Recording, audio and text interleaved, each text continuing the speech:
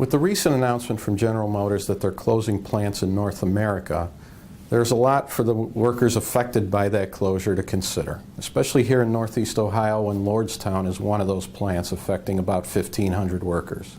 What do I do for employment? What about my benefits? What's available to me? What options are there for me when this happens?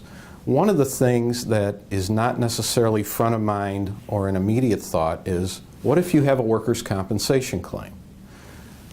That workers' compensation claim may provide some options for you as well.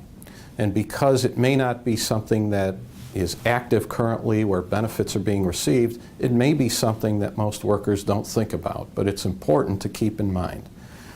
When a plant closes, or there's a mass layoff, or a plant may go into bankruptcy and discontinue business in total, those actions in and of themselves do not impact an existing and valid workers' compensation claim that an injured worker may have. And the fact that the plant has closed or you've lost your job doesn't mean that the workers' compensation claim is over. Your claim follows you wherever you go once you lose your job. There is a statutory life to the claim, so it's important to know if the statutory life is still there.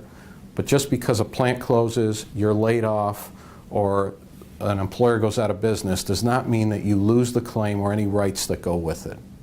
Whether you're actively receiving workers' compensation benefits or it's been a while, that claim can be an asset and provide benefits to you. For example, if you were an injured worker who, because of your injuries, was returned to work in a restricted or light-duty capacity, and because of that, your employer was accommodating work within those restrictions, and all of a sudden that work is no longer available because of the plant closure, you're not without options. You can potentially, since the employer is no longer providing work within those restrictions, go back out on workers' compensation temporary total disability benefits because you're still in a restricted capacity and the employer is no longer accommodating those restrictions. In a scenario where you have a workers' compensation claim but you're not working without restrictions, you're doing your normal job and all of a sudden that job isn't available, again, the claim does not go away. It can still be available to you, and potentially, if it's appropriate, can be settled and provide additional benefits and be an asset for you. So the message is, when you lose your job, it does not necessarily mean that your workers' compensation claim is over. That can still be a benefit to you. It can still be utilized to provide resources and assets to you.